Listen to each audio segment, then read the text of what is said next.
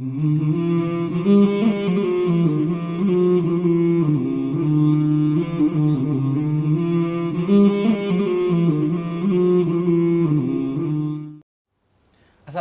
warahmatullahi wabarakatuh. Bismillah, salatu wassalamu ala rasulillah amma ba'd. Para pemirsa Umat TV, senang sekali pada kesempatan hari ini saya Ahwan Muro kembali menjumpai Anda. Kita kembali bertemu dalam program Sehat ala Rasulullah Live. Dan seperti biasa di setiap hari Sabtu saya ditemani oleh dokter kita yang senantiasa menemani setiap Sabtu kita ini dengan membahas mengenai bagaimana pola pengobatan ataupun penanganan penyakit secara medis dan secara Islami dan alami. Assalamualaikum Dokter Agus. Waalaikumsalam. Sehat hari ini, Dok? Mas Wan, baik, alhamdulillah. Baik, kelihatan dari bajunya sama ya, semakin segar ya. Hijau Dok, ya. gitu ya. Alhamdulillah. Baik, dan para pemirsa Umat TV, bagi Anda yang ingin bergabung bersama kami, silakan bisa menghubungi kami di line interaktif kami di 08234 717 3333. Dan tema kita pada kesempatan hari ini adalah bagaimana pola makan Rasulullah Shallallahu Alaihi Wasallam. Baik, Dok, berbicara mengenai pola makan ini, Dok, bagaimana sebenarnya cara-cara makan ataupun pola-pola makan Rasulullah SAW jika dilihat dari sisi medis sendiri, Dok? Baik, pemirsa Umat TV yang dirahmati oleh Allah, Bismillahirrahmanirrahim. Jadi begini, sebelum kita masuk pola makan, kita harus memperhatikan dulu aspek makanannya. Itu ya. Jadi makanan yang disyariatkan dalam agama adalah harus halalan thayyiban. Halal dulu, kemudian baik, gitu ya. Penting sekali masalah halal dan thayyib ini. Pasti Islam mengajarkan, menyuruhkan yang halal dan thayyib ini pasti bermanfaat buat manusia. Boleh jadi makanan itu baik gitu ya, thayyibah gitu ya. Tapi boleh jadi tidak halal atau sebaliknya, boleh jadi dia halal tetapi ternyata tidak baik. Nah, baik ini pengertiannya cukup luas ya. Apakah di bagaimana cara dia memperoleh gitu ya, cara dia memasak, kemudian cara dia memotong misalnya kalau misalnya ayam atau apa gitu ya, sampai penyajiannya pun juga harus diperhatikan dalam kondisi yang baik ya. Jadi semua aspek itu berpengaruh dari aspek halal dan thayyib. Dan semua ini berhubungan dengan manusia, demi kebaikan manusia. Allah menghadirkan hukum ini pasti untuk kebaikan manusia. Nah, terus bagaimana cara makannya Rasul? Rasul adalah Nabi yang ternyata lebih banyak lapar gitu, ketimbang kenyangnya. Sampai ada kisah Rasul itu sampai diganjel dengan bata ya, gara-gara lapar sekali gitu ya. Maka itu kenapa orang yang lapar itu sebenarnya lebih sehat dibandingkan dengan orang yang kenyang. Orang yang kenyang itu penyakitnya banyak lah, kolesterol, jantung, stroke. Paling kalau orang lapar paling busung lapar gitu ya. Ya, artinya tubuh itu punya kemampuan untuk mereduksi kekurangan makanan di dalam tubuh yang kita sebut dengan glukosa. Terus bagaimana cara makannya Rasul gitu ya. Ada sebuah kisah yang menyebutkan bahwa Rasul itu makan sebelum lapar, berhenti sebelum kenyang ya.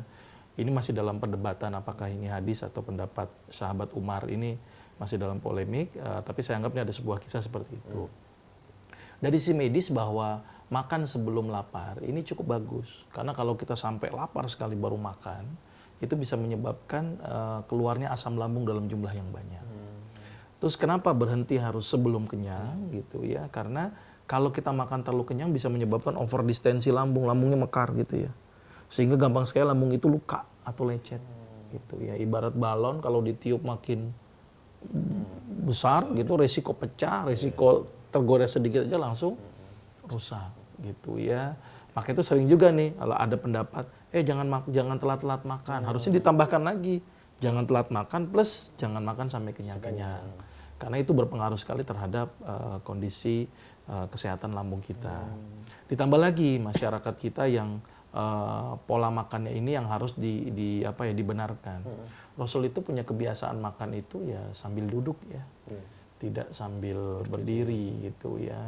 Ini pasti ada maksud gitu ya. Seperti kita ketahui bahwa lambung itu letaknya kan di kiri ya. Ya, terus pencernaan dari mulut kemudian belok kiri. Maka itu Rasul mencontohkan bagaimana makan dengan mengangkat kaki, ya, meninggikan kaki kanan ya.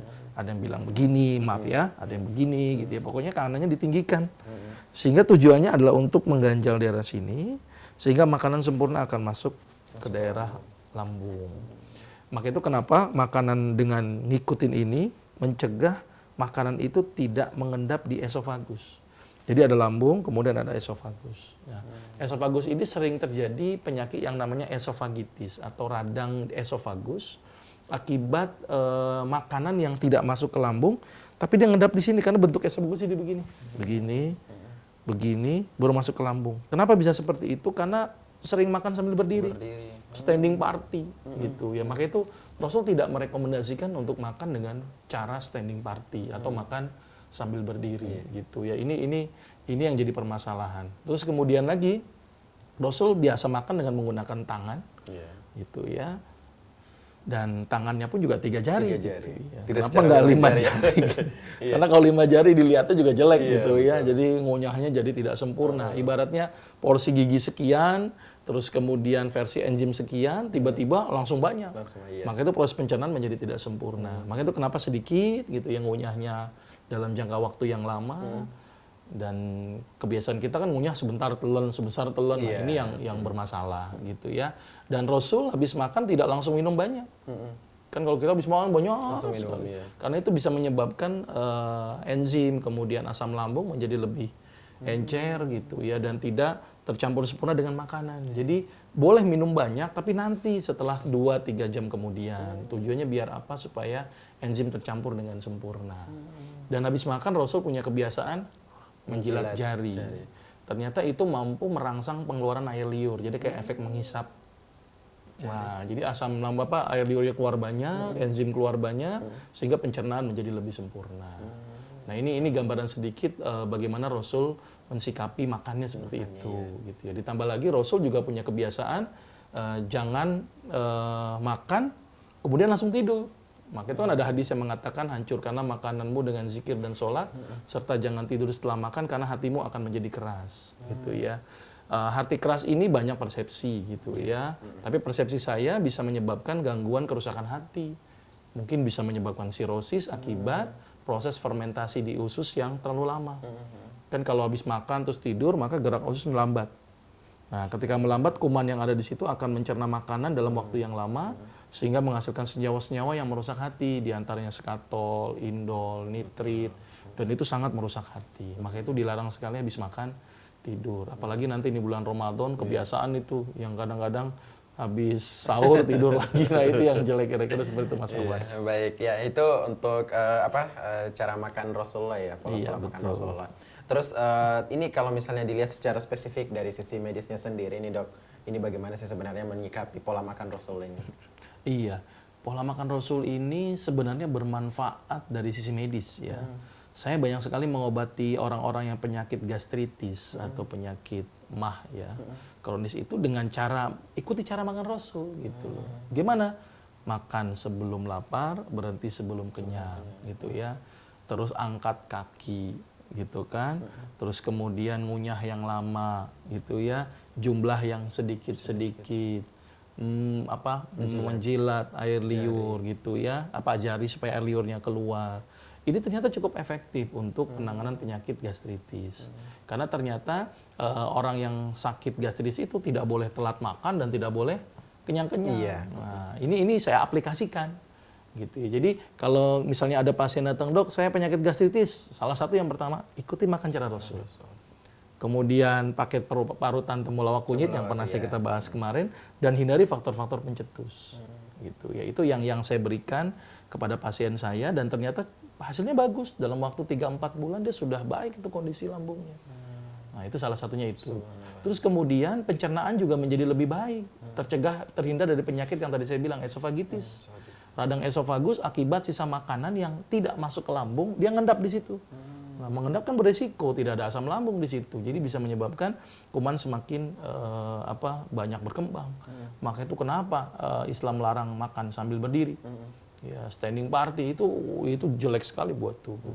Dan ternyata cara makan Rasul dengan mengangkat kaki ini itu mencegah kita makan tidak sampai kenyang. Sekarang bagaimana mau kenyang, ditahan begini kan udah begah duluan gitu kan. Nah, itu cara Rasul. Ternyata Rasul mengajarkan sangat luar biasa. Dan yang luar biasa lagi, tangannya ini berfungsi 3 jari gitu ya. ternyata kenapa harus dengan menggunakan tangan? Karena porsinya pas nih gitu ya. Tangannya besar, yang mulutnya besar. Tangannya kecil, yang mulutnya kecil gitu ya. Jadi pas.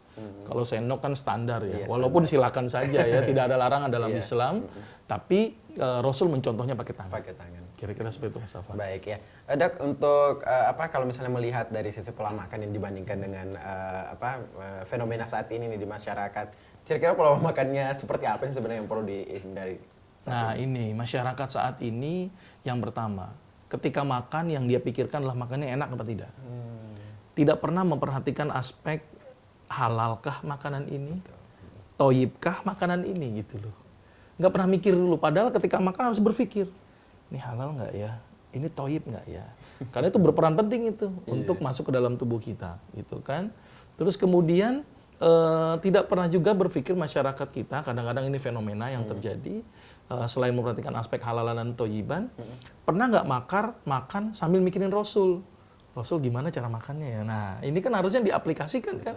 Kalau kita cinta sama Rasul gitu kan, bagaimana perilaku Rasul itu kita contoh. Asal makan-makan aja gitu kan. Ya, terus kemudian lupa ini pada Rasul mengajarkan cara makan yang baik gitu ya. Oh, baca doa dulu. Kita kadang-kadang kan doa aja nggak sempet gitu ya. Maka itu ada banyak doa ya. Ada yang disunahkan dengan membaca Bismillah saja. Tapi ada juga yang pakai Allahumma barik lana fima razaqtana wa qina azabannar. Hubungannya makanan dengan neraka ini juga luar biasa dari doa itu gitu ya. Jadi artinya ini makanan yang terus kemudian fenomena standing party ini begitu luar biasa. Iya, Dok ya. Saya kalau saya datang ke sebuah pesta gitu ya, ini undangannya misalnya 1.000, bangkunya cuma 50, mau duduk di mana kita? Dan itu penuh sekali. Nah itu makanya kadang-kadang penyakit gastritis, esofagitis ini cukup banyak terjadi di masyarakat karena memang standing party yang ternyata tidak diajarkan oleh Rasulullah gitu ya. Coba kalau kondangan duduk semua kan enak kayaknya gitu ya, kayaknya gitu, tapi nggak muat mungkin ruangannya. Kira-kira seperti itu Mas. Baik, jadi bisa jadi ya Dok ya, ada penyakit-penyakit yang muncul itu akibat dari pola makan kita yang tidak mengikuti pola makan Rasulullah ya Dok ya. Betul. Baik, Dok, cukup menarik pembahasan kita pada kesempatan hari ini dan kita harus jeda sejenak. Baik para pemirsa Umat TV, bagi Anda yang ingin bergabung bersama kami melalui line telepon maupun SMS, silakan di 08234 717 3333. Tema kita pada kesempatan hari ini adalah bagaimana pola makan yang diajarkan oleh Rasulullah SAW. Kami akan segera kembali setelah jeda berikut, tetaplah bersama kami di Live Sehat ala Rasulullah. Kembali lagi bersama kami di program Live Sehat ala Rasulullah dan bersama saya Ahwan Muro dan masih bersama dokter kita Dr. Agus Rahmadi. Baik, dan bagi para pemirsa Umat TV yang ingin bergabung bersama kami silakan di 08234 717 3333. Tema kita pada kesempatan hari ini adalah bagaimana pola makan Rasulullah Sallallahu Alaihi Wasallam. Baik Dok, ini sudah ada penelpon yang masuk, kita angkat dulu Dok. Silakan. Assalamualaikum. Assalamualaikum. Assalamualaikum. Assalamualaikum. Nggak bisa ya. Baik, bisa dicoba kembali. Bagi Anda yang bergabung, silakan di 08234 717 3333. Baik, Dok, kita lanjutkan kembali dulu sedikit perbincangan kita, Dok. Ini, ya sudah ada lagi penelpon, kita angkat terlebih dahulu. Baik. Assalamualaikum. Iya, dengan Ibu siapa di mana? Oh, dengan Ibu Nani di Temanggung. Ibu Nani di Temanggung, silakan Ibu. Iya, 18 yang lalu saya kan pernah operasi usus itu. Tapi kok sekarang itu kadang-kadang itu timbul rasa perih sekali itu di bagian dalamnya, bukan jahitannya tapi dalamnya itu.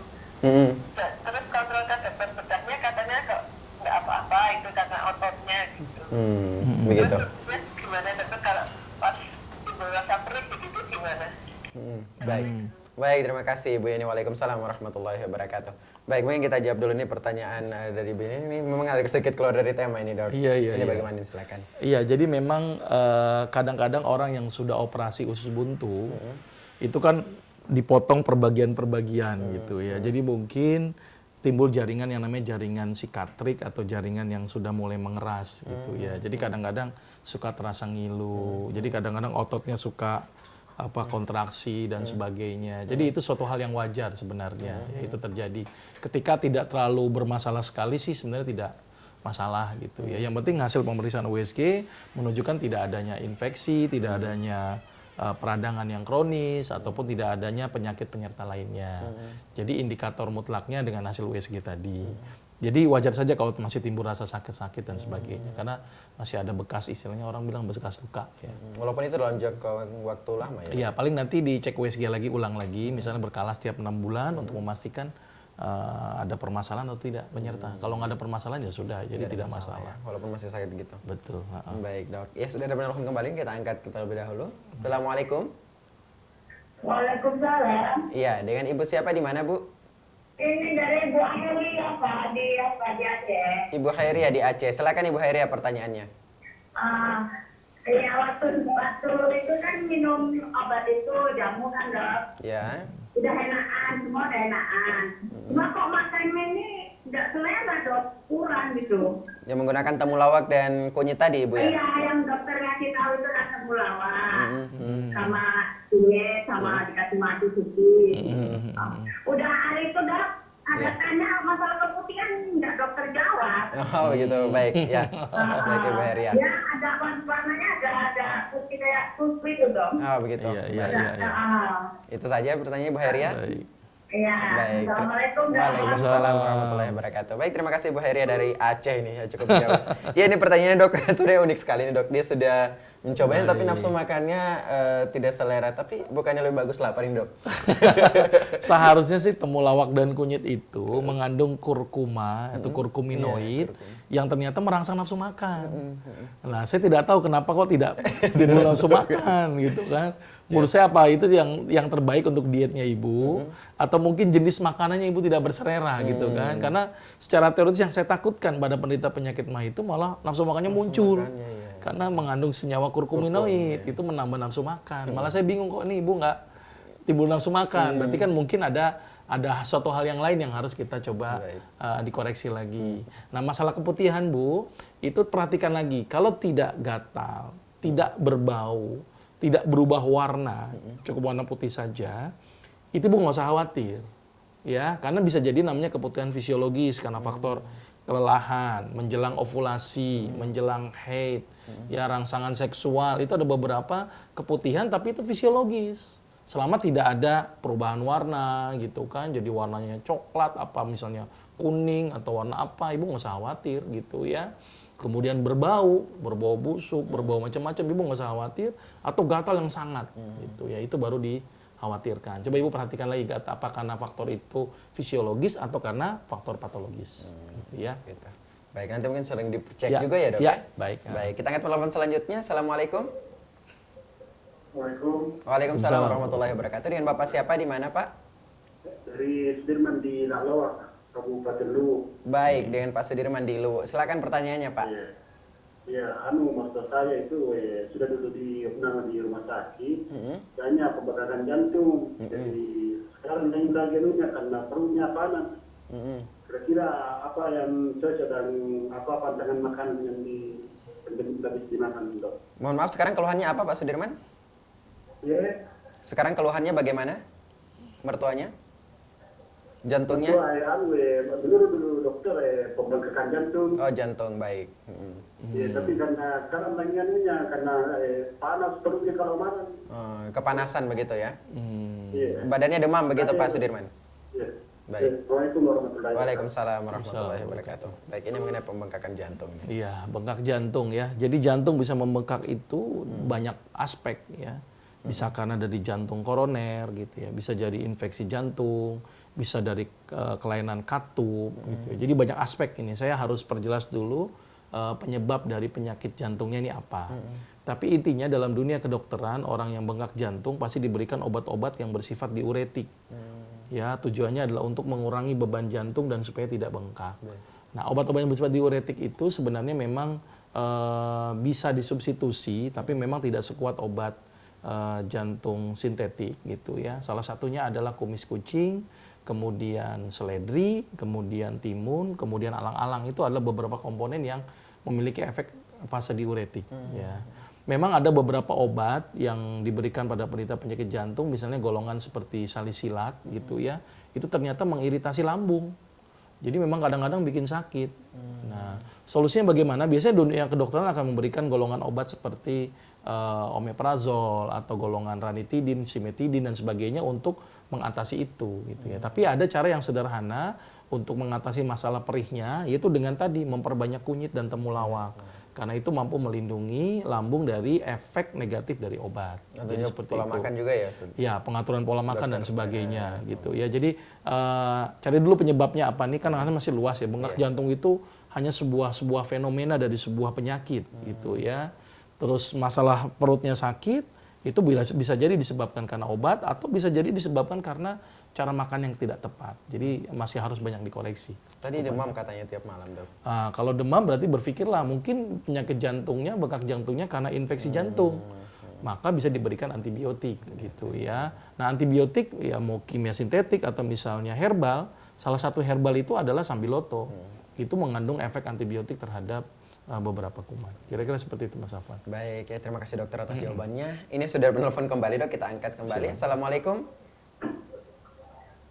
Assalamualaikum. Waalaikumsalam warahmatullahi wabarakatuh. Baik, dengan Ibu siapa di mana, Bu? Dari Bu Yuli Hartono di Cepu. Baik, Ibu Yuli Hartono di Cepu, Jawa Tengah ya, Bu ya? Mau ya. Ya, silakan. Yang saya tanyakan ini, Dok. Iya, Saya silakan. tangan sebelah kanan ini sering kesemutan, Dok. Semutan ya. Nah, saya sudah cek kolesterol normal, cek Gula. gula darah juga normal, kemudian cek tensi juga normal. Sekarang usia saya 48, Dok. 48 tahun. Kemudian yang kedua, Dok, saya lihat Dokter Agus ini kan selalu sehat ya. Enggak gitu. Lagi seri, Dok, untuk ini menu, salah satu contoh saja menu Makanan. yang sehat yang dokter lakukan. Baik. Terima kasih, Dok, atas jawabannya. Baik. Assalamualaikum warahmatullahi wabarakatuh. Waalaikumsalam warahmatullahi wabarakatuh. Baik, terima kasih untuk Ibu di Cepu, Jawa Tengah. Ini langsung saya Jawa jawab Tengah, ya. pertanyaannya, Dok. Yang pertama dulu tadi, Dok, mengenai kesemutan. Kesemutan. Jadi gini Bu, kesemutan ini banyak faktor ya. Kalau misalnya kesemutan dua-duanya, boleh kita berpikir kolesterol, gula, atau gangguan pembekuan darah yang kita sebut dengan agregasi trombosit gitu ya, bermasalah atau INR-nya bermasalah gitu ya. Tapi kalau cuma sebelah gitu ya, perlu dipikirkan jangan-jangan hanya ada aktivitas otot. Misalnya berlebihan, misalnya mohon maaf Ibu gorengnya berlebihan atau aktivitas tangan kanannya berlebihan gitu. Itu perlu diperhatikan aspek itu karena cuma satu sisi gitu ya. Atau boleh jadi coba rongson di bagian leher. Ya mungkin ada beberapa saraf atau ketegangan otot yang menyebabkan kesemutan di sebelah tangan kanannya misalnya. Jadi perhatikan aktivitasnya dulu. Kemudian kalau misalnya kok saya nggak banyak aktivitas Dok, cuman ini saja, rongson di daerah leher. Ya untuk memastikan ada permasalahan nggak di daerah leher itu sendiri gitu ya. Terus tadi yang bicara saya Udah, iya. Pola Perasaan makan saya juga nih, Dok. sudah mulai meninggalkan dunia hitam ini menurut saya ini ya, sudah mulai putih, udah macam-macam. Ya sebenarnya kita sehat, kita sakit itu semua kehendak Allah gitu ya.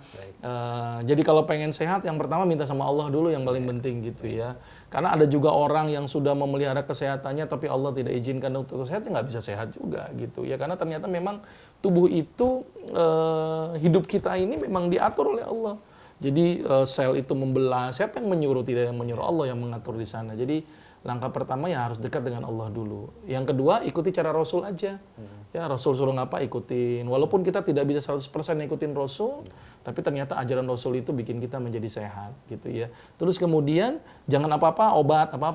Imunitas tubuh kita diberdayakan ya. Maka itu kenapa nenek moyang kita zaman dulu sehat-sehat karena imunitas tubuhnya diberdayakan gitu ya. Kebenaran saya setiap hari juga menghadapi pasien batuk pilek juga Bu. Itu sehari bisa 100 pasien yang hadapin untuk batuk pilek. Itu kalau saya ngobatin terus setiap hari minum obat, setiap hari minum obat Bu. Tapi apa yang saya lakukan ya pertama minta sama Allah, yang kedua ya tadi ikuti Rasul, dan yang ketiga imun saya latih. Dilatih, ya. Saya nggak harus banyak berobat, saya akan membentuk itu sebagai vaksin alami dari Allah untuk membentuk imunitas tubuh saya. Baik. Kira-kira seperti itu Bu. Ya, ini informasi yang sangat penting juga untuk semua ini biar tetap awet muda. Baik, terima kasih Dok atas jawaban pertanyaannya. Baik, bagi para pemirsa yang ingin bergabung bersama kami silakan di 08234 717 3333. Ini sudah ada penelpon kembali, Iya, kita angkat silakan. kembali dulu Ustaz. Assalamualaikum. Waalaikumsalam. Iya, Saya mau tanya, dengan Ibu siapa di mana, mohon maaf? dengan Ibu Khadijah di Karo. Baik, Ibu Khadijah di Karo ya. Silakan pertanyaannya. Iya. Dok, saya mau nanya. Iya silakan Bu. Ini kan hari kita masuk bulan Ramadan. Iya. Bagaimana pola sahur yang sehat, juga dengan pola tuh Buka pola puasa. makan untuk buka. Dan kemudian tuh ada apa tadi lagi? Katanya Habibie itu pintar karena banyak puasa sunnah. Apa hubungannya puasa Puasa. dengan kepisahan dong? Oh iya. Terima kasih. Baik. Assalamualaikum warahmatullahi wabarakatuh. Waalaikumsalam warahmatullahi wabarakatuh. Baik, terima kasih Ibu Hadijah di Karo, Sumatera Utara atas pertanyaannya. Langsung dijawab dulu pertanyaan Ini pertama nih, Dok. kajian minggu depan Oh, ini gitu, Pak, ya?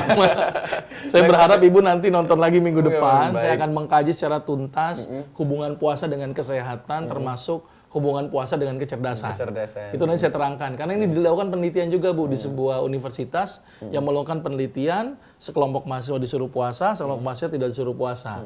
Kemudian dibikin ujian. Ternyata yang puasa itu skornya lebih tinggi daripada yang tidak berpuasa. Di situ hubungannya adalah ternyata puasa bikin cerdas. Nah, saksikan berarti minggu depan. Minggu depan ya, pekan Gitu depan insya Allah Pekan kita depan akan saya akan bahas terangkan ini. secara tuntas. Baik, mungkin yang tentang buka puasa tadi, Dok, pola untuk Berarti sahur. minggu depan. Oh, minggu depan Minggu juga. depan. Baik, ya. Jadi Biar untuk nonton lagi Umat TV Baik, nanti. untuk Ibu Hadijah, insya Allah pertanyaannya akan dijawab pekan depan. Jadi Ibu Hadijah bisa masuk kembali ya pekan depan. Iya, iya. Baik, kita angkat penelpon selanjutnya. Assalamualaikum. Assalamualaikum. Waalaikumsalam warahmatullahi wabarakatuh. Dengan Bapak siapa di mana, Pak? Anda sama Rinda. Pak Angga di mana, Pak? Di Samarinda. Rinda. Iya, silakan pertanyaannya, Pak Angga. Ya. Assalamualaikum, Dok. Waalaikumsalam, Pak. Assalamualaikum. Iya. Dok, saya DM. Iya. Malah sudah diambil vaksin. Ada teman menyarankan minum rebusan daun jagung ya. Atau kelopak jagung, termasuk kumisnya, ya termasuk jagungnya. Itu diminum airnya. Tapi enak, Dok, manis. Memang mereka nggak terlalu manis, Pak. Itu baik. Pertanyaan saya, apa mungkin nih obat kulit enak gitu, minimal mengurangi gula darah saya gitu, Dok? Gula darah. Ya, saya tahu memang daun salam, ya tahu gitu, Dok. Baik. Itu saja pertanyaannya. Assalamualaikum. Waalaikumsalam warahmatullahi wabarakatuh. Terima kasih Pak Angga dari Samarinda atas pertanyaannya. Iya, ini pertanyaan mengenai ada saran dari Diabetes, temannya mengenai rebusan jagung tadi diminum. Oh, Itu iya, bagaimana, Dok? Katanya manis. Jadi begini, Pak. Obat di alam ini memang kebanyakan juga memiliki efek hipoglikemik. Tidak hanya daun salam. Ada brotowali, ada sambiloto, ada mahkota dewa, ada kayu manis, ada tapak dara. Banyak sekali yang memiliki efek hipoglikemik. Cuman kadang-kadang satu tanaman obat itu ada efek ganda, efek ini. Misalnya menurunkan gula, tapi ternyata efeknya ke sini.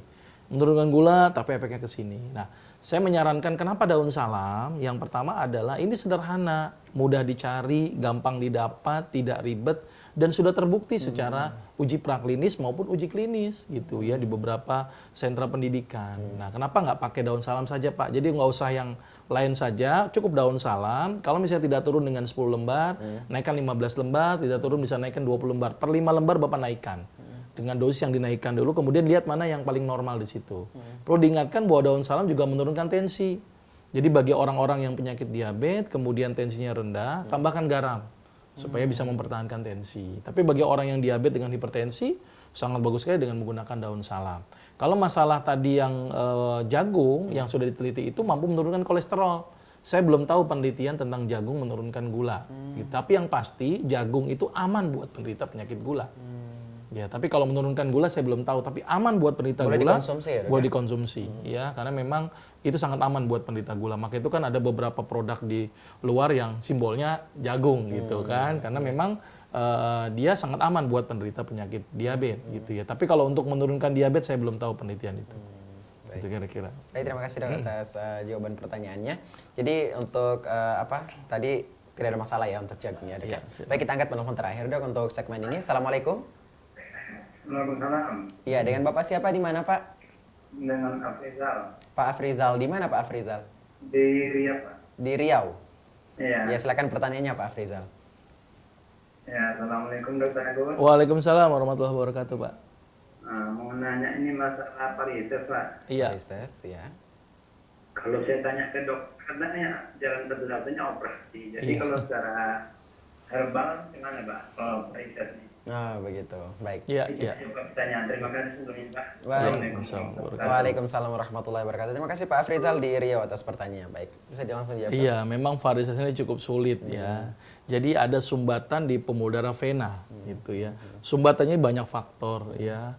Bisa karena otot yang berlebihan ke aktivitas berat, misalnya orang banyak berdiri atau penggunaan otot karena bikin varises. Bisa juga karena sumbatan yang lain yang kita tidak tahu gitu ya. Kalau misalnya Bapak gemuk, sebaiknya coba turunkan berat badan. Kalau Bapak misalnya ada keluhan misalnya aktivitas otot berlebih, kurangi aktivitas ototnya. Sambil mungkin dilakukan pemijatan ringan saja dulu ya. Karena ini bukan emergensi untuk operasi, bukan sesuatu yang mengancam jiwa, Pak ya. Jadi coba dengan urut dulu ya, supaya tujuannya biar melancarkan sirkulasi darah dan memperbaiki sumbatan yang ada di proksimal atau di bagian atas dari varisesnya itu sendiri. Tapi jangan terlalu kencang, karena kalau kencang nanti pembuluh darahnya pecah. Itu cukup beresiko gitu ya. Tapi dengan minimal massage itu minimal bisa membantu. Tapi harus bertahap ya, nggak bisa langsung Bapak baik gitu ya, butuh waktu yang cukup lama. Baik, gitu ya. Terima kasih Dok atas jawabannya. Dan sangat menarik dan masih banyak juga nih pemirsa kita yang ingin bergabung. Tapi untuk segmen ini kita cukupkan dulu, kita akan lanjutkan ke segmen selanjutnya. Dan bagi Anda yang masih ingin bergabung silakan di 08234 717 3333. Tema kita pada kesempatan hari ini adalah bagaimana pola makan Rasulullah SAW. Kami akan segera kembali setelah jeda berikut, tetaplah bersama kami di Live Sehat ala Rasulullah. Kembali lagi bersama kami di program Sehat ala Rasulullah dan masih bersama saya Hon Muro dan dokter kita Dr. Agus Rahmadi. Dan tema kita pada kesempatan hari ini adalah bagaimana pola makan yang diajarkan oleh Rasulullah SAW. Baik, kita angkat penelpon dulu ini Dok sebelum kita lanjut ke SMS. Assalamualaikum. Assalamualaikum. Waalaikumsalam warahmatullahi wabarakatuh. Dengan Aisyah di Lampung ya? Iya. Iya, silakan pertanyaannya Mbak Aisyah. Iya. Ini saya mau bertanya Bapak. Iya. Itu kan saya mendapatkan nasihat dari umat ini. Jika puasa nanti kita harus banyak-banyak makan sayuran dan buah. Itu buah apa dan sayuran apa? Karena saya itu nggak suka makan sayur. Nah, begitu. Baik. Itu saja pertanyaannya? Iya. Dan ini apa buah itu buah apa? Iya, baik. Itu saja pertanyaannya. Ya, terima kasih. Terima kasih. Wassalamualaikum. Waalaikumsalam warahmatullahi wabarakatuh. Baik, ini pekan depan dibahas juga atau bagaimana ini Dok? Ya udah sedikit saja ya. Boleh, silakan. Buah yang saya rekomendasikan adalah buah yang tinggi pektin. Yang terbaik adalah apel. Karena ternyata apel itu mampu mengikat air, mengikat glukosa, mengikat lemak, sehingga nanti dia bisa merilis sedikit demi sedikit, sehingga kita tidak akan merasa kehausan ketika di siang harinya. Terus kemudian sayur yang baik-baik adalah sayur yang tinggi serat, itu juga mampu mengikat air. Nah nanti untuk lebih jelasnya, pekan depan ya Dok ya? minggu depan. Baik, insya Allah pekan depan kita akan bahas ini. Jadi Mbak Aisyah harus sabar dulu ya, pekan depan kita akan bahas kembali. Baik. Kita angkat penelpon terakhir untuk segmen ini. Assalamualaikum. Waalaikumsalam. Iya, dengan Ibu siapa di mana Bu? Nah, ini dengan Ibu Ing, Pak Ustaz. Ibu Ya. Ing, di mana Ibu Ing? Mau tanya, Ibu Ing di Padang. Di Padang, silakan pertanyaannya. Assalamualaikum, dokter. Waalaikumsalam warahmatullahi wabarakatuh. Silakan Bu. Dokter, saya mau tanya nih, suami saya kan seringnya apa? Badannya suatu lemas. Dalam waktu sekejap juga bisa segar balik. Nah, itu kenapa itu? Ustaz? Umurnya berapa Bu? Dokter. Umurnya berapa Bu? Umurnya? Umurnya 50. Kalau gulanya normal, stabil. Kalau kolesterol pun stabil. Jadi ini karena memang dia dari perutnya juga ini siapa bisa mempengaruhi itu apa dokter ke lemas gitu. Kalau lemas terus kayak nggak berdaya lagi. Baik Ibu Ing. Baik, itu saja Ibu Ing pertanyaannya. Itu saja pertanyaannya. Iya itu aja. Baik. Iya, terima kasih Ibu Ing. Assalamualaikum. Waalaikumsalam warahmatullahi wabarakatuh. Terima kasih kembali untuk Ibu Ing di Padang, dan Ibu Ing adalah penelpon terakhir kita untuk hari ini dan kita akan bahas kembali SMS. Silakan dijawab dulu Dok. Jadi lemas ini banyak faktor ya Bu ya. Misalnya orang yang punya permasalahan diabetes itu juga lemas. Tapi dijawab tadi kata tidak ada diabetes. Orang yang tensinya rendah atau anemia itu juga rendah, juga lemas itu. Makanya saya minta tolong cek anemia, cek HB. Itu juga orang bikin lemas. Kalau HB-nya rendah pasti dia lemas. Terus kemudian orang yang punya gangguan hati itu juga bikin lemas gitu ya. Atau mohon maaf, orang yang kerjaannya misalnya sering begadang, itu juga bikin lemes juga. atau aktivitas yang berlebihan itu juga bisa bikin lemas gitu ya. Jadi perhatikan aspek yang menyebabkan lemas dengan pemeriksaan yang lebih komprehensif dulu Bu, karena memang ini masih cukup banyak kemungkinan kenapa bikin lemas gitu ya, karena aspek ini cukup banyak. Terus solusinya bagaimana supaya tidak lemas? Ya terlepas dari ini banyak permasalahan saya tidak tahu penyebabnya apa, coba rutinkan minum jahe saja dulu. Ya jahe, madu gitu ya, kemudian kurma. Ya coba jahe, madu dan kurma. Coba lakukan dengan itu dan olahraga ringan Bu setiap hari. Terlepas dari nanti kita tahu penyebabnya apa dulu, supaya kita tahu apa yang menyebabkan timbulnya lemas ini. Tapi jahe, madu dan kurma minimal bisa membantu. Cobalah dengan itu dulu Bu dirutinkan. Mudah-mudahan bisa bermanfaat. Baik, iya. Baik, terima kasih untuk dokter atas jawaban pertanyaan untuk Ibu Ing tadi ya. Tapi tadi lemasnya katanya kadang-kadang lemas, kadang-kadang langsung kuat lagi. Nah, maka itu harus dicari dulu penyebabnya. Begitu. Ada apa ini kan? Baik, iya. Atau pas lagi lemesnya, lagi belum gajian, bisa jadi. Itu semua nanti orang kuatnya lemas itu, Dok. Jadi harus banyak yang harus kita lihat. Begitu, faktor baik. itu ya. Sekarang Dok, kita coba jawab pertanyaan dari via SMS. Ini dari Sabdo di Banjarnegara. Ini kapan waktu yang waktu makan yang dianjurkan oleh Rasulullah? Apakah hanya ketika lapar atau sesuai waktu yang rutinitas yang sudah diatur sebelumnya? Baik, jadi begini. Dalam tubuh itu ada namanya siklus keteraturan. Misalnya begini, dia biasa makan jam 1 siang. Itu kadang-kadang jam 1 siang kalau nggak ketemu makanan, asam lambung keluar. Gitu ya. Maka itu ada benarnya juga keteraturan. Tapi yang paling tepat adalah makan sebelum lapar, berhenti sebelum kenyang. Artinya makan itu tidak harus berpatokan sehari 3 kali. Kapan dia lapar ya makan. Kapan dia kenyang, sebelum kenyang dia harus berhenti. Itu yang tepat. Maka itu tidak ada aturan semana sehari 3 kali, tidak ada. Jadi berdasarkan kondisi insidental. Tapi masalahnya kan orang kerja kantoran kan susah. Masa saya laparnya jam 10 harus makan dulu, kan repot dulu. Akhirnya timbullah siklus keteraturan. Tubuh dibikin teratur. Misalnya biasa makan jam 1 nanti asam lambung akan terbentuk siklus. Oh jam 1 dia akan keluar. Maka itu ketika dia waktunya makan sebaiknya. Walaupun itu sedikit. Jangan sibuk dengan kerjaan terus gitu ya. Ada waktunya bagian kita untuk tubuh gitu ya. Jadi seperti itu. Jadi ada benarnya keteraturan karena sebuah siklus makan, tapi ada benarnya juga dengan berdasarkan kondisi. Ya, karena ada beberapa kasus yang dia sering lapar terus. Maka harus diisi karena kalau tidak asam lambung itu terlalu tinggi dan bisa merusak lambung kita. Dan asam lambung ini begitu luar biasanya. Kalau teteskan asam lambung ini ke keramik itu mungkin keruak itu keramik.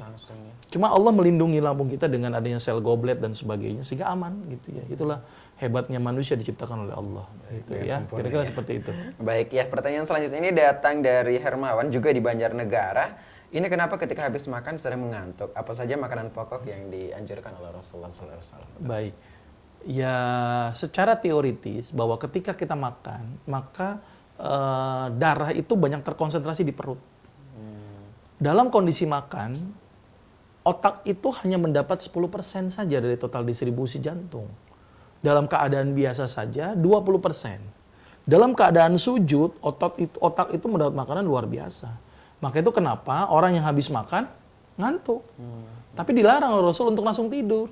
Suruh apa? Zikir, sholat. Ya kan hancurkanlah makanan dengan zikir dan sholat. Jadi sholat dulu, ibadah dulu, jangan langsung tidur. Gitu ya. Karena beresiko tadi menyebabkan menghasilkan senyawa yang namanya skatol, indol, dan nitrit yang ternyata merusak hati. Jadi sebaiknya adalah tidak tidur setelah makan. Dan wajar itu ngantuk. Sangat wajar. Karena memang konsentrasi darah banyak terfokus ke pencernaan. Maka itu sebaiknya makan tuh jangan banyak-banyak gitu loh. Semakin banyak semakin ngantuk biasanya. Tapi kalau porsinya sedikit, secukupnya, itu ngantuk akan berkurang gitu ya. Apalagi nanti di bulan Ramadan ini kan.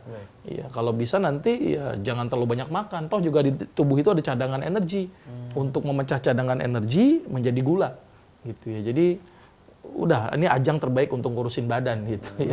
Biarin aja gitu loh, jangan apa banyak makan gitu ya. Karena semakin banyak bayi semakin ngantuk. Kemudian gitu, balas dendam ya. Balas dendam. Ada yang biasanya balas Gitu dendam. ya. Dan saya minta olahraga lah, dirutinkan olahraga supaya tidak gampang ngantuk. Baik, jadi olahraga nggak perlu berhenti ya di bulan Ramadan ya. Betul, tidak perlu berhenti gitu ya. Baik Dok, ini kita ambil pertanyaan selanjutnya datang dari Ibu Dera di Subang. Ini mau tanya di sini kan Rasulullah mengajarkan kita untuk tidak makan sambil berdiri. Terus bagaimana kalau misalnya makan pada anak dan sambil disuapin itu gimana hukumnya Dok? Apa boleh atau tidak? Iya, hukum ini kan berlaku untuk orang yang sudah dewasa Balik ya. gitu ya. Jadi kalau masih anak-anak, hukum ini pasti tidak berlaku gitu ya, karena memang pencernaan juga dia masih pendek gitu ya, tidak terlalu panjang gitu ya. Tapi sebaiknya anak sudah mulai diajarkan dengan cara yang benar gitu ya, suruh duduk, ayo makan duduk, dibiasakan. Karena kalau dibiasakan lari-lari terus-terus juga jadi nggak bagus juga buat si anak itu sendiri. Tidak timbul keteraturan, maka itu keteraturan itu dimulai sejak dini. Diajarkan. Walaupun tidak seberat pada orang dewasa efek-efeknya, anak kecil pun sudah mulai diajarkan sejak dini. Tapi sekali lagi hukum itu berlaku ketika dia sudah mulai balik gitu ya. Jadi seperti itu, Bu. Jadi untuk anak oke, tapi tolong dibiasakan. Suruh bahkan sebagai duduk gitu ya, jangan sambil berdiri gitu ya, karena ada efek-efek yang sangat merugikan, apalagi sambil lari-lari gitu ya. Malah jadi muntah nanti dia. Kira-kira seperti itu. Baik, gitu Dok. ya. Terima kasih, Dok. Jadi memang dari kecil harus dibiasakan dengan pola makan yang diajarkan oleh Rasulullah tadi ya, Dok ya. Oh ya, tadi saya lupa tuh jenis makanan apa yang Rasul lakukan gitu ya, yang Rasul makan. Iya. Rasul tuh biasa makan kurma gitu ya. Kurma sedikit saja itu energinya cukup luar biasa. Maka itu kan disunahkan makan kurma 7 butir setiap pagi. Itu sarapannya itu luar biasa, itu kuat itu Rasul karena memang energinya luar biasa. Gitu ya, Rasul makan gandum, Rasul juga minum susu, Rasul juga makan daging, jadi bervariasi gitu ya, tidak hanya monoton hanya itu saja terus gitu ya. Kira-kira seperti itu. Baik, Dok. Ya, kita ambil pertanyaan selanjutnya. Ini datang dari Pak Yuwono di Banjarnegara. Ini mengenai makan dengan lesehan ini, Dok, bukan di kursi. Sisi baiknya untuk kesehatan bagaimana ini, Dok? Iya, memang zaman Rasul itu memang lesehan gitu ya, di bawah gitu, ngakinya diangkat gitu ya. Jadi orang bilang gaya warteg, orang bilang ya memang seperti itu. Jadi bukan di kursi begini gitu ya, memang di bawah gitu ya, karena ternyata lebih nekuk. Kalau di kursi gini kan nekuknya ini kurang gitu ya. Jadi di bawah itu nekuknya jauh lebih bagus. Jadi dari aspek kesehatan tadi, mencegah penyakit esofagitis, mencegah jadi over distensi lambung, mencegah kita tidak terlalu kenyang, membatasi makan kita karena ditahan dengan kaki kita. Dan ini indikator juga kita ini gendut apa enggak. Umumnya orang yang gendut tuh makan ngangkat kaki tuh susahnya minta ampun umumnya. Ya, jadi kalau mulai kegendutan, tesnya itu dengan ngangkat kaki kanan kita. Kalau ternyata kanan kita pas makannya gampang, berarti kita masih ideal. normal, Gitu. Tapi kalau udah susah begini, nggak nyampe-nyampe, itu jadi masalah. Baik. Ya, jadi ini perlu dipraktekkan juga Iya, nih untuk baik, orang yang baik. memiliki tubuh yang besar ini. Apakah masih bisa normal makan ketika Iya, mengangkat kira-kira seperti itu. kaki ya? Coba dites. Baik, Dok. Ya, ini saya ambil pertanyaan, Dok, tapi walaupun tidak ada hubungannya dengan materi. Ini, Assalamualaikum, Dok. Salam buat untuk semua kru Umat TV, salam kembali dari seorang ibu di Papua. Ya, terima disebutkan namanya. Ini saya sering merasa kram, Dok, ketika kena air. Apakah ini pengaruh dari operasi sesar yang sudah 2 kali dan jaraknya sangat dekat? Dan pertanyaan selanjutnya, apakah ada kemungkinan saya dengan izin Allah nanti di anak ketiga saya bisa dengan normal, Dok? Iya, jadi memang kesemutan ini banyak faktor ya. Jadi kita tidak bisa membilang bahwa ini gara-gara sesar, oh ini gara-gara ini. Sebelum dilakukan pemeriksaan lebih detail lagi. Saran saya sih standar untuk kesemutan itu berhubungan dengan sirkulasi darah dan saraf. 2 ini dulu. Periksalah kolesterol, periksalah gula, periksalah agregasi trombosit atau INR-nya untuk mengetahui kekentalan darah. Gitu ya. Atau perhatikan lagi, ada nggak daerah perut yang menahan aliran darah dari bawah ke atas. Saya tidak tahu apakah ini gara-gara sesar atau tidak, karena harus ada pemeriksaan lebih lanjut lagi. Bisa gara-gara sesar, juga bisa buka tidak gitu ya, karena banyak faktor gitu ya. Bisa jadi ada penyakit yang lain yang kita tidak tahu yang menyebabkan aliran darah dari bawah ke atas bermasalah. Jadi saran saya diperiksa, Bu, terlebih dahulu untuk memastikan apa yang menyebabkan kesemutan itu. Karena kesemutan itu adalah sebuah manifestasi dari sebuah penyakit yang kita tidak tahu sebelum dilakukan pemeriksaan. Tapi ini pada saat terkena air saja, sama aja, Dok ya? Sama saja terkena air saja gitu ya. Ada tipikal manusia yang kena air kok langsung kesemutan gitu ya. Tapi kan harus dicek dulu gitu ya, karena apa. Tidak boleh langsung. Saya tidak tahu juga airnya itu air dingin banget apa enggak. Karena kalau air dingin pun kita Ya, pun semua juga juga kesemutan. kesemutan ya. Jadi harus banyak aspek gitu ya. Kira-kira seperti itu. Baik, Dok. Ya, terima kasih atas jawaban pertanyaannya. Ini pertanyaan yang saya ambil juga tidak ada hubungan dengan materi, tapi tidak apa-apa dijawab dulu, Dok ya. Nanti kita akan bahas di pertemuan selanjutnya. Ini dari Ibu Rian di Padang Sidimpuan. Wah, saya ibu 2 anak mengalami ambeian karena waktu dulu hamil anak pertama sakit, susah makan dan BAB. Sehingga mengakibatkan sampai berdarah dan sampai ambeian. Sekarang saya jadi takut untuk hamil lagi karena waktu mau lahir anak kedua terasa banget ambeiannya itu mau ikut keluar. Kemudian sekarang kalau BAB pasti keluar dan menonjol ambeian itu. Ini harus bagaimana, Dok? Baik. Ambeien itu ada satu daun yang cukup bagus, namanya daun ungu, daun wungu namanya.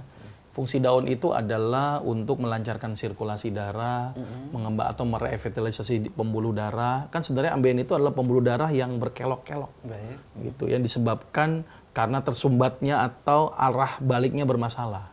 Maka itu saran saya, ibu pertama harus buang air besar setiap hari. Lancarkan buang air besar, rutinkan minum yang cukup, serat yang cukup, gitu ya.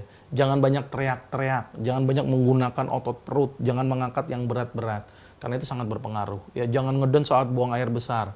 Jadi kalau kebelet saja, gitu ya. Terus kalau makanan yang saya rekomendasikan salah satunya adalah lidah buaya. Gitu, lidah buaya kombinasi dengan daun ungu. Mudah-mudahan nanti kalau memang sirkulasinya bagus lagi, maka pembuluh darah juga akan baik lagi. Tapi kalau sudah grade 4, gitu ya, grade 4 yang sudah mengalami perdarahan masif, mau tidak mau itu harus dioperasi, Bu. Tidak bisa dengan menggunakan herbal, cukup sulit, gitu ya. Artinya dilakukan dengan tindakan operatif. Insya Allah seperti itu. Baik, terima kasih dok. Ini saya ambil dok, berbicara kita kembali ke pola makan tadi ya dok ya. Saat ini kalau kita lihat fenomena dok, sebagai penutup ini dari pertemuan kita hari ini, banyak dari kita sekarang dok itu maunya yang instan-instan dok. Misalnya makannya pengennya langsung yang gampang ditelan, kemudian ada makanan-makanan yang serba instan, tidak mau repot gini, itu bagaimana dok sebenarnya pengaruhnya dengan kesehatan kita? Nah ini, maka itu ada seorang peneliti bilang seperti ini nanti manusia ini beberapa tahun akan datang akan berubah nih. Seperti gambaran alien orang bilang. Karena kenapa? Karena terjadinya degradasi fungsi organ. Contoh yang paling sederhana, contoh ya. Kalau ada makanan keras dan empuk, apa yang dilakukan manusia? Pilihnya yang empuk. Otomatis gigi rahang kita gimana? Malas untuk ngunyah. Malah kalau perlu nggak usah gigit deh, langsung telan gitu ya. Ada lift, ada tangga, milihnya pasti lift. Kaki ini jarang digunakan, apalagi olahraga. Maka itu nanti ada prediksi, nanti rahangnya ini akan mengecil lama kelamaan. Makanya kenapa sekarang angka kawat gigi makin banyak tuh gara-gara rahangnya mulai sempit gitu ya. Terus mungkin kakinya juga kecil nanti karena nggak pernah dipakai. Otaknya akan besar karena selalu dipakai terus-menerus gitu ya. Tangannya juga mungkin mengecil karena tidak pernah dipakai. Mungkin jempolnya doang yang gede gitu ya, karena sering mungkin SMS atau apa gitu ya. Nah ini karena kebiasaan dan perilaku kita yang kadang-kadang tidak benar gitu ya. Kalau kita lihat orang-orang zaman dahulu gitu ya, itu rahangnya besar-besar karena sering dipakai untuk mengunyah. Maka itu saya berharap ngunyahnya itu lama supaya apa? Terbentuk rahang yang bagus gitu ya. Kekuatan giginya juga bagus, maka keturunan kita pun juga akan memberikan sesuatu yang bagus. Kebiasaan-kebiasaan kita ini nanti akan diturunkan juga ke generasi-generasi yang akan datang. Jadi pola makan yang benar itu adalah pola makan mengikuti aturan Allah dan Rasulnya gitu. Itu yang terbaik gitu ya. Saya bukan menafikan pendapat A, pendapat B gitu ya, tapi saya memandang bahwa Allah dan Rasulnya ini memiliki cara yang luar biasa.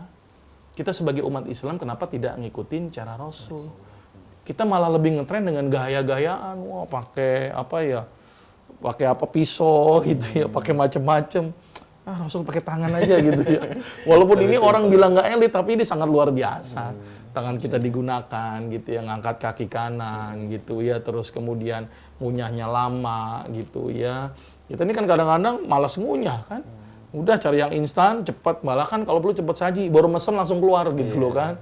Ini kan berarti membutuhkan proses pemasakan yang cepat, suhu tinggi, tekanan tinggi. Hasilnya apa? Radikal bebas nanti. Timbul zat-zat yang namanya karsinogenik. Jadi malah berdampak buruk buat manusia. Jadi benerlah ala-ala kampung orang zaman dulu. Orang-orang kampung tuh sehat-sehat sekali gitu ya. Makannya bener-bener dikunyah, senang yang keras-keras gitu ya.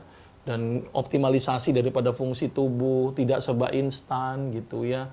Mereka mengalami proses, terhindar dari bahan pengawet, penyedap, pewarna. Karena aspek instannya itu akibatnya orang bikin pengawet, penyedap, pewarna, dan sebagainya. Ini yang jadi permasalahan. Mudah-mudahan sunnah Rasul ini hidup di masyarakat dan ternyata ini bermanfaat buat si kesehatan. Gitu ya. Dan mudah-mudahan pemirsa Umat TV juga sehat semuanya dengan mengikuti cara makan Rasulullah SAW. Baik, dan berarti harus bangga ya jadi orang kampung dok ya? Karena semua fungsi organ itu bisa dimaksimalkan kerjanya. Orang kampung tuh hebat, begitu ya? Nyuci ke kali, itu olahraga itu kan. Betul. Naik lagi ke atas, macul gitu ya. Jadi sehat sekali itu orang kampung. Nggak perlu alat-alat fitness yang mahal gitu. Cukup ke kali aja udah sehat dia gitu. Kalau melihat makanan misalnya jagung tadi dok, kalau orang kampung kan lebih suka langsung dikunyah direbus kan. Kalau di kota beda lagi dok ya? Beda, popcorn. Baik dok. Ya terima Terima kasih atas waktunya hari ini dok. Terima kasih Baik. atas semua jawaban pertanyaannya dan sangat banyak ilmu yang kita bisa dapatkan pada Baik, kesempatan kali ini. Dan kami ucapkan juga terima kasih banyak. Syukran jazakumullah khair kepada seluruh pemirsa Umat TV yang telah menyaksikan kami. Mohon maaf jika ada pertanyaan yang belum sempat kami jawab. Insya Allah kami akan jawab pada pertemuan berikutnya. Dan bagi anda juga yang teleponnya belum sempat kami angkat, insya Allah kita akan silakan masuk di kesempatan selanjutnya. Seluruh kru yang bertugas pada kesempatan hari ini mengucapkan jazakumullah khairan. Subhanakallahumma bihamdik asyhadu an la ilaha illa anta astaghfiruka wa atubu ilaik. Wassalamualaikum warahmatullahi wabarakatuh.